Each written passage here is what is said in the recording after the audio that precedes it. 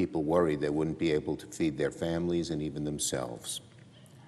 This is appalling, and the courts did the right thing to step in to follow the law. But the Trump administration still refuses to fully comply.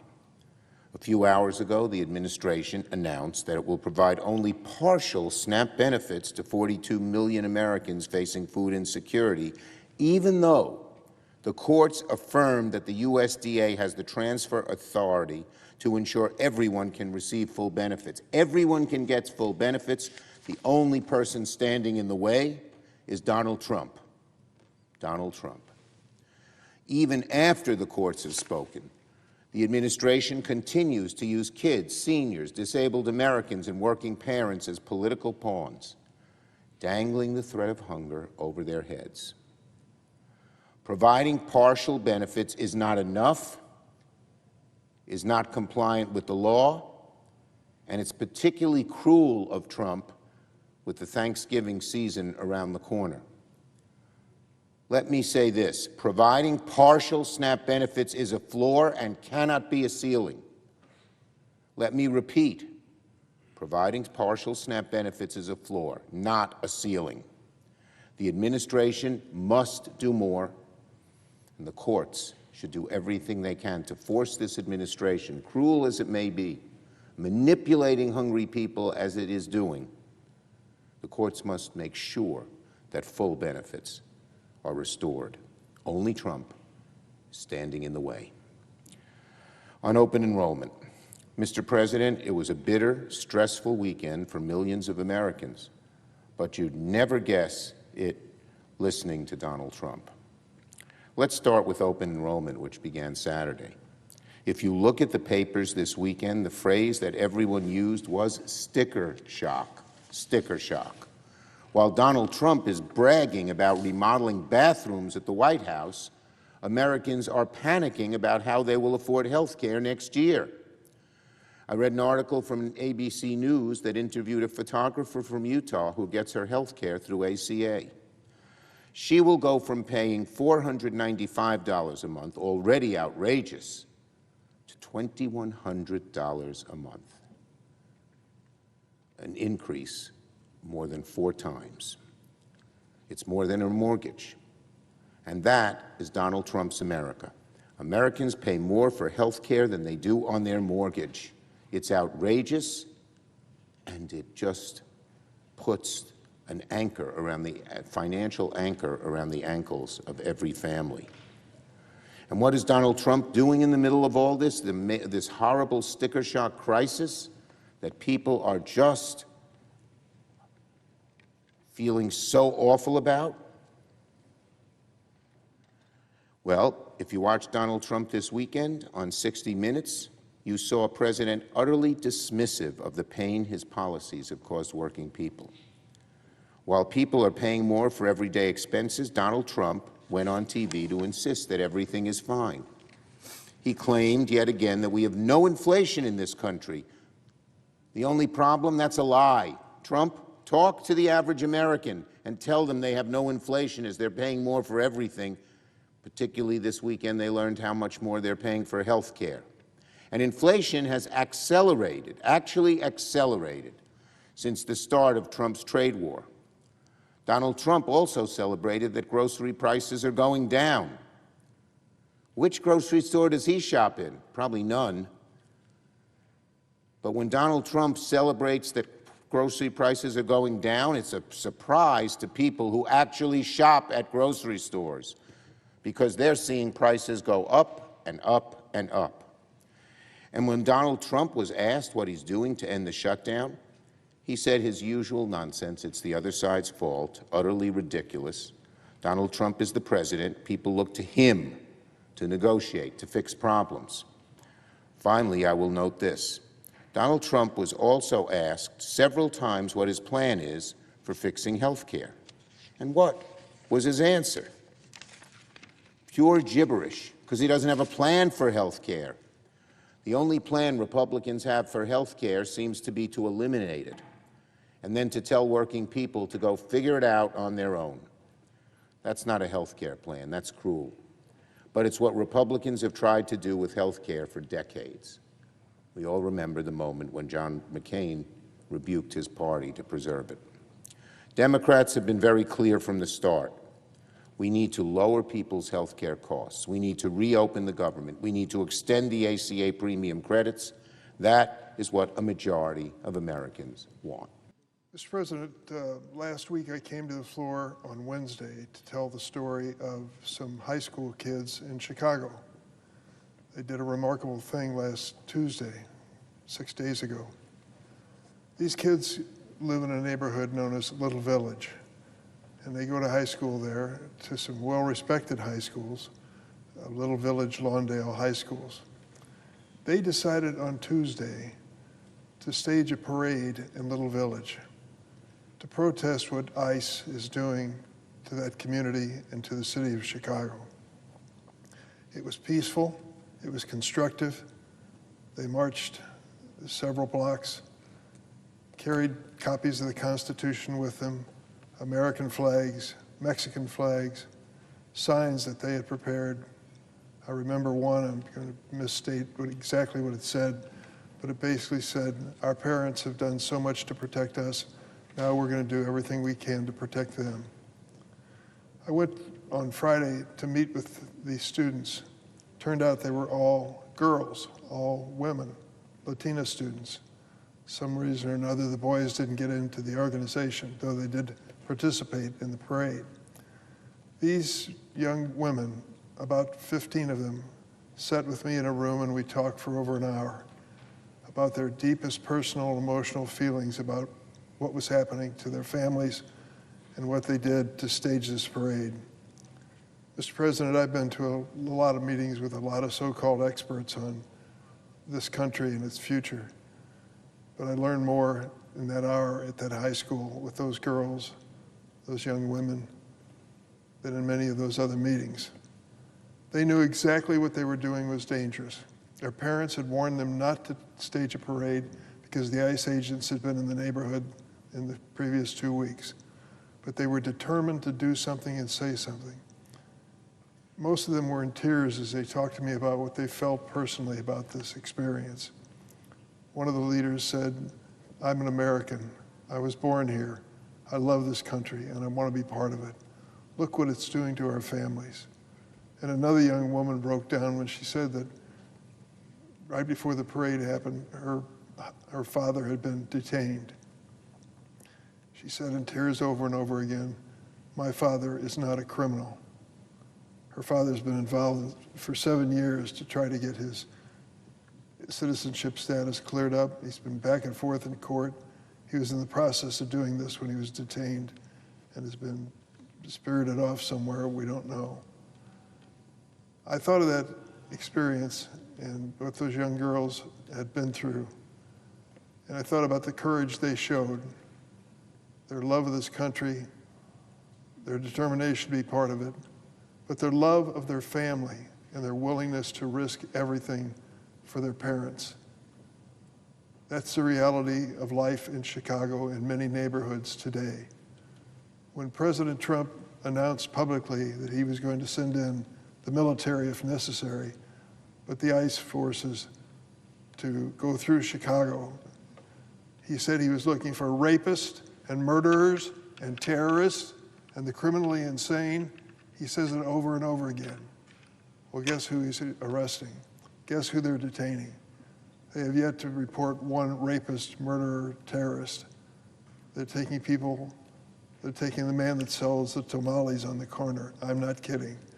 A man who, for 75-year-old man, who sells what they call elote, which are corn cobs that they steam and are very popular in the community. Rapists, murderers, terrorists, criminally insane?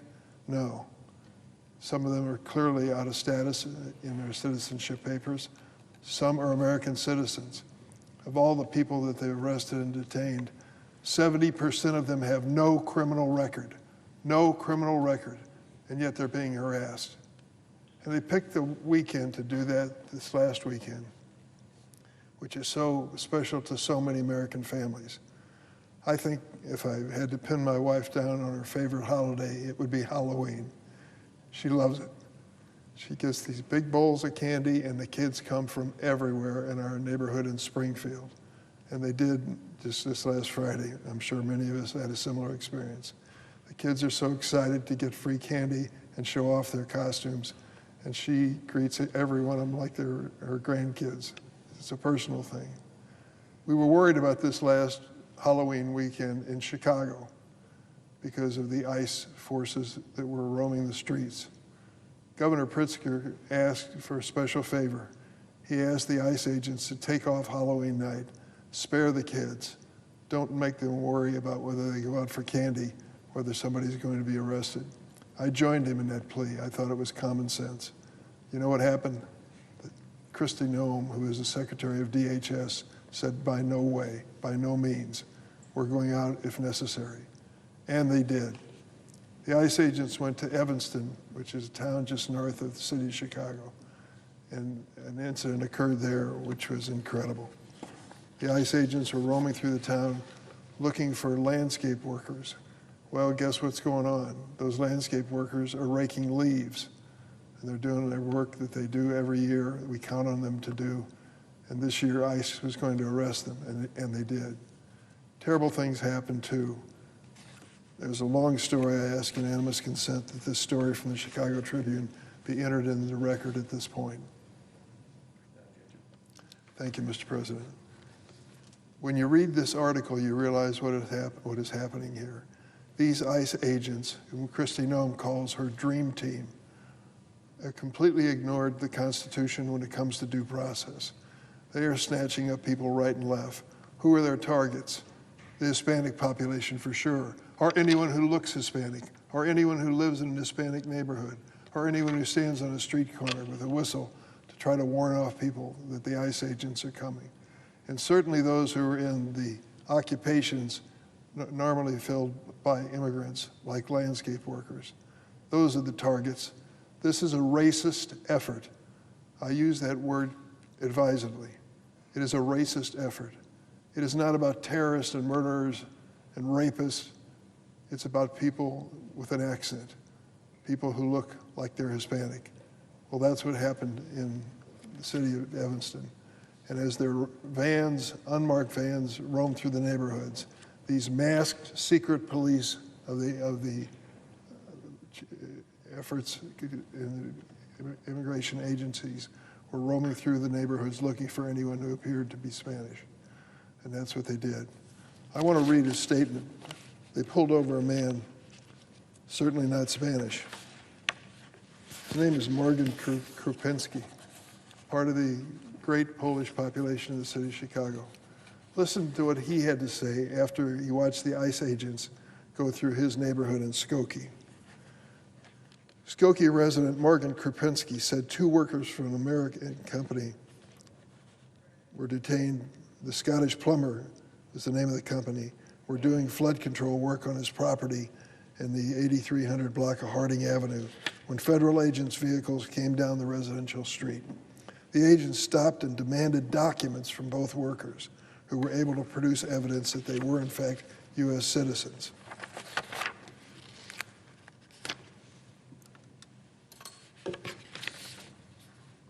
I'm angry, said Krupinski, who identified himself as a Republican and a conservative. As someone who believes in the Constitution, he said, for someone to be stopped by federal agents because of the color of their skin and their appearance, and to be asked for papers is completely unimaginable and completely unconstitutional. Because where is probable cause? Where is reasonable search and seizure? They're working in a residential neighborhood. And then he said, as someone who voted for this president, I didn't vote for this. I didn't vote for people to be harassed. I didn't vote for people to be brought out at gunpoint with machine guns and to harass Americans. That's in the article that I put in the record. So I say to my Republican friends, if you think you're winning in the popular vote with this approach, think twice. This is not American. This is not necessary. This is intimidation. An intimidation felt by a high school in a little village in Chicago, an intimidation felt by a suburb. north of Chicago, which is not usually characterized as Hispanic in nature. But they were going after the workers who were raking the leaves. It's really an amazing experience, historical experience, constitutional experience that we're facing. And it's one that we won't soon forget. And as I reflect on going back every weekend and seeing further evidence of this travesty, I think, bottom line, there are good stories coming out of this as well. Neighbors who finally gathered together with their neighbors in their neighborhood and stand up for those who are being harassed by ICE and its agencies. There's another thing that's going on too, Mr. President, that seems to be totally unrelated, but I want to call it out. If you're looking for a kosher delicatessen in Chicago, let me tell you my favorite, Manny's. It's right off Roosevelt Road in downtown Chicago. The Raskin family's owned this deli for many years, 80 in fact. And Danny Raskin, grandson of the founder of the delicatessen, is running it today. He's a wonderful young businessman. He's struggling with the impact of the trade war and the impact of increasing costs for the basic products he sells. But you won't find a better pastrami sandwich or corned beef or latke or kreplach soup anywhere in America. Danny's is one of the best. Why do I bring in this advertisement for Danny Raskin? I want to tell you why. Manny's Deli, located right by the University of Illinois at Chicago, has been a legend in the community for 8 decades. If you walk into Manny's, you'll see a microcosm of the city of Chicago. People from everywhere, every kind of background, joined together over a fondness for his hearty portions and delicious sandwiches. Manny's has been a staple of this community, and today they announced they will provide free meals for those on SNAP. Free meals. Why has Manny's found it necessary to feed those on SNAP? Because President Trump became the first president in history to deliberately disrupt the processing of November SNAP benefits, jeopardizing 42 million Americans' food security. Although the Department of Agriculture was told by 2 federal courts that they had the authority to fully fund SNAP, today they announced they'll only pay half of November benefits. That is going to cause a real hardship to the millions of Americans who count on what used to be known as the food stamp program.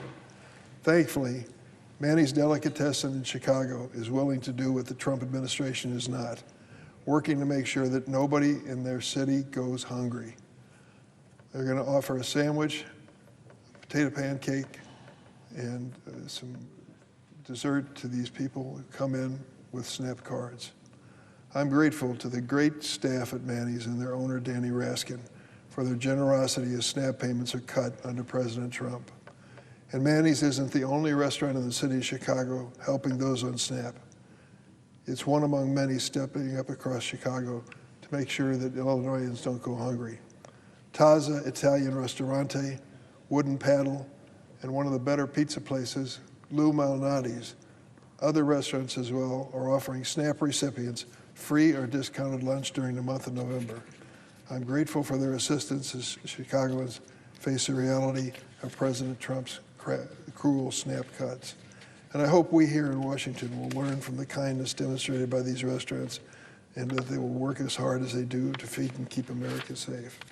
Let me just add in closing, there's another man involved in this story, and I want to mention his name. It's Wayne Gordon.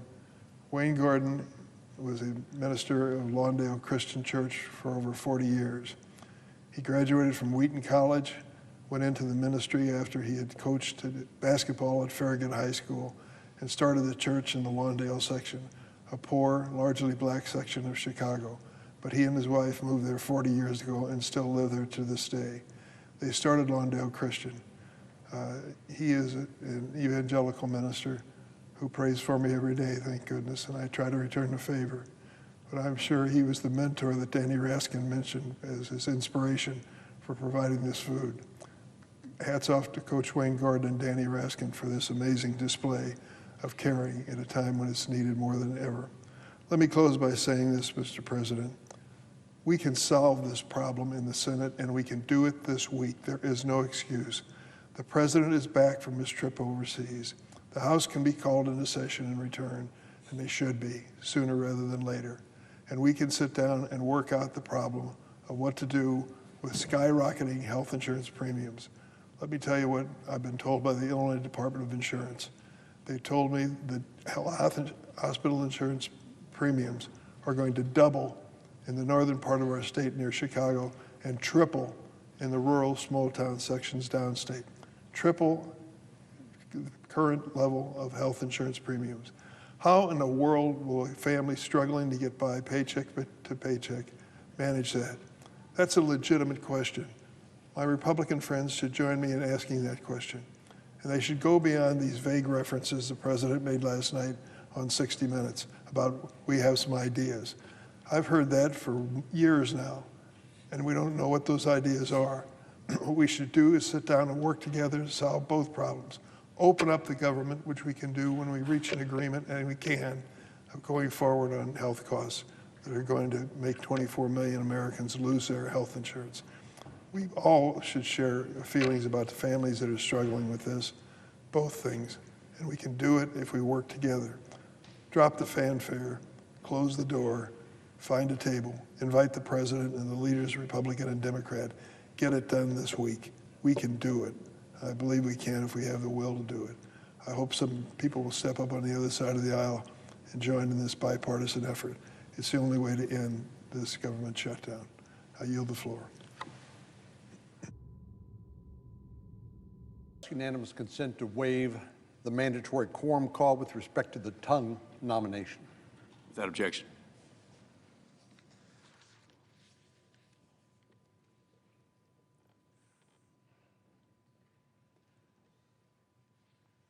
Mr. President, we are now over a month into a shutdown caused by the refusal of Senate Democrats to vote for a short-term stopgap spending bill that expires November the 21st. So much time has passed that we're now only 3 weeks out from that new deadline, even if they were to vote to pass this short-term funding bill that's passed the House of Representatives. This cannot be explained by logic or reason. This can only be explained by politics and by the Democratic leader's desire to keep his job and to survive in the next election. Because he's afraid of his own political party and that they will throw him overboard if he were to agree to a short-term stopgap spending bill, which we did 13 times when President Biden was in office.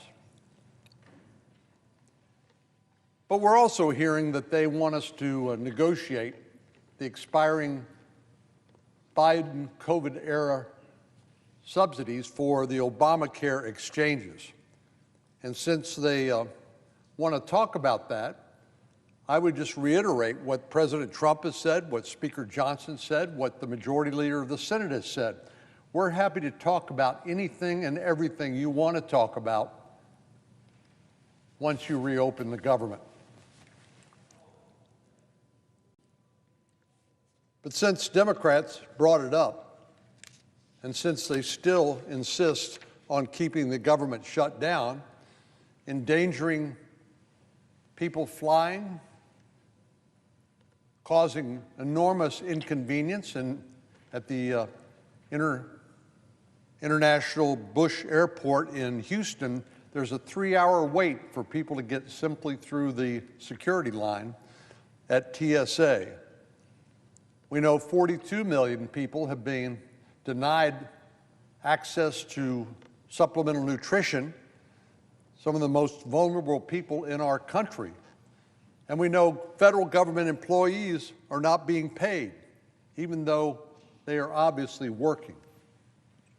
I have not heard a single Senate Democrat saying, well, I'm going to withhold my pay during this shutdown, as those of us on this side of the aisle have done, including yours truly. So presumably they'd continue to get paid while everybody else is not being paid, and why enormous numbers of the most vulnerable of our population who depend on supplemental nutrition for food on the table are being denied that relief, all because they are afraid to deal with the politics associated with simply passing a short-term stopgap spending bill. But they also say they want this conversation to be about health insurance. And since they want to talk about Obamacare, I figured I would oblige them. Now, we know health insurance rates have certainly continued to go up. The Wall Street Journal recently reported that the cost of a family health insurance plan in 2025 is nearly $27,000. If you're on one of the 16 million people on the Affordable Care Act exchanges, your premium is scheduled to go up 18% next year. 18%. At the same time, if you're on an employer-provided insurance plan, premiums will go up roughly 6 or 7%. 6 or 7% versus 18%. Well, there must be a good reason for that astronomical figure for the Obamacare plans, and I plan on mentioning a few reasons why that is so. Well, employers are paying for much of the health insurance premiums for their employees, but the increased cost eats away at the budget they have to pay wages and other benefits. So employee salaries will become stagnant as employers have to pay more each year for health insurance. And for small businesses, the margin is even greater, or I say the margin should be smaller. The increased cost of health care for their employees might mean they can't offer generous raises, or might mean they can't afford to hire as many people as they previously did. So clearly, the rising costs of health care and health insurance is a problem for individuals and employers. But a fair question is, how did we get here? Well, the first place we have to look is Obamacare, popularly known as the Affordable Care Act. The fact of the matter is, it is the Unaffordable Care Act. When President Obama signed this highly controversial signature health care plan into policy, he promised that it would make health insurance affordable for the American people. In 2016, in a speech to students in Florida, President Obama said, "The Affordable Care Act has done what it was designed to do. It gave us affordable health care." Now, 15 years later, this claim has aged like spoiled milk. Since 2013, the year before Obamacare took effect, the average Obamacare enrollee faced a premium increase of 221%. That's since 2013 until today, 221% increase in the premium. This mind-boggling number is only for those who receive health coverage through the Affordable Care Act, which is, of course, as I indicate, a misnomer for the ages. Those who receive their coverage through their employer-sponsored plan were not affected by these premium hikes. As I mentioned, the Wall Street Journal said their premiums will go up roughly 6 to 7%. From 2013 to 2019, individuals buying health insurance on the private market faced 143% increases in their health care premiums. And this number does not account for all the Americans who kept their plans but faced increased premiums or less comprehensive coverage. President Obama knew, but he refused to say, that for many people, even though this new health care law claimed to make health care affordable, it did just the opposite. So what did he do? He tried to shift the blame. The claim that the Unaffordable Care Act would make health care affordable was far from President Obama's only broken promise. In a quip that was later described by a political fact-checking site as the lie of the year for 2013, President Obama said that, quote, "If you like your health care plan, you can keep it." 2013, a political fact-checking site called that the lie of the year. But we know how the story has ended. By the fall of 2013, 4 million Americans received letters informing them that their then existing health care plan would be canceled.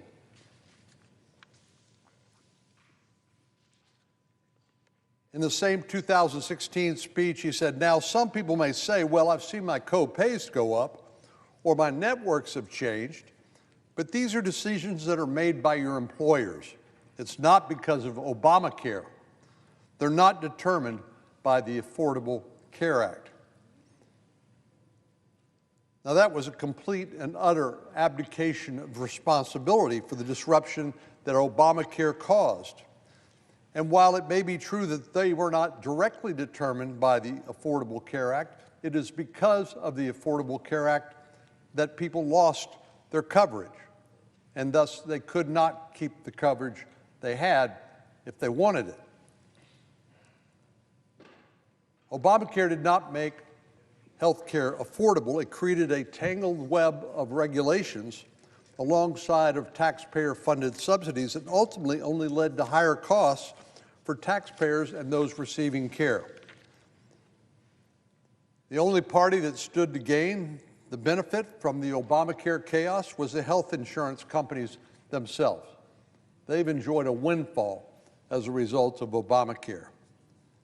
By now, insurance companies have figured out how to use this muddled mess, that is the Democrats' health care system, to lobby for government subsidies, including the continuation of the expiring COVID-19 era subsidies that the Biden administration imposed.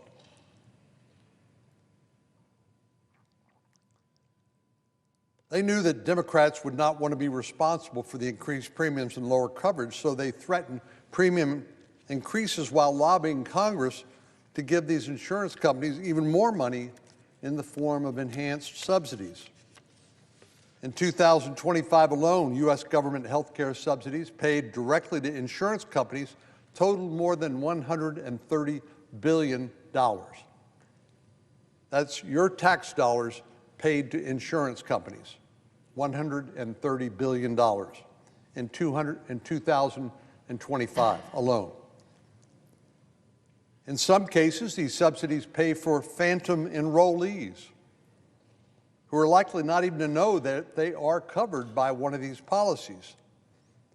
In 2024, there were approximately 12 million Affordable Care Act marketplace enrollees who made zero medical claims, a highly unusual circumstance.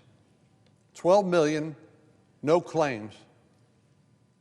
Roughly 40% of those fully subsidized by the Biden-era COVID credits made zero claims, meaning that these insurance companies received these very generous subsidies but incurred zero costs.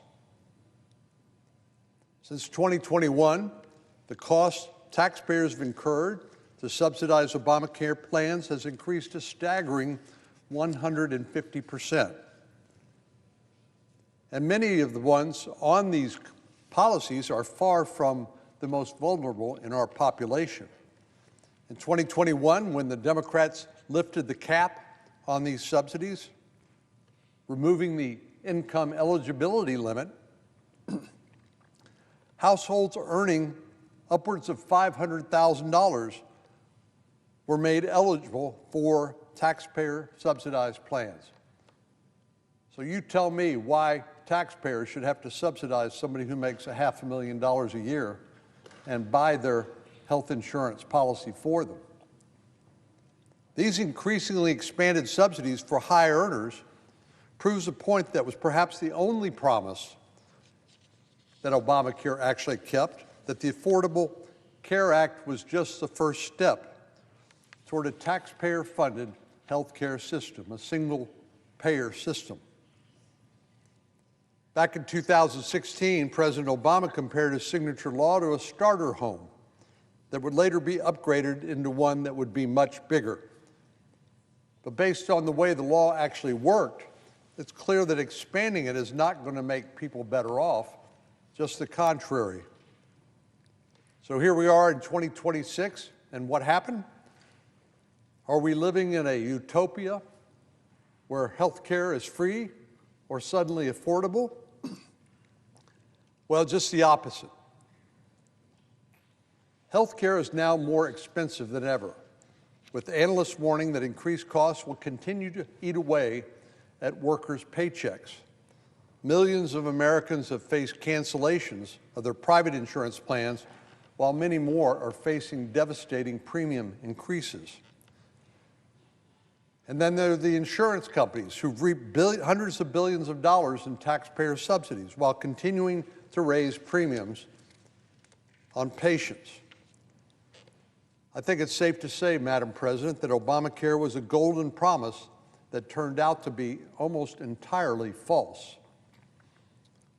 So when we look for a solution to rising health care costs, we should be wary of listening to the same people who sold us Obamacare on false premises, and not trust those who would prefer we continue to prop up a failed system that enriches insurance companies while leaving Americans to pick up the pieces.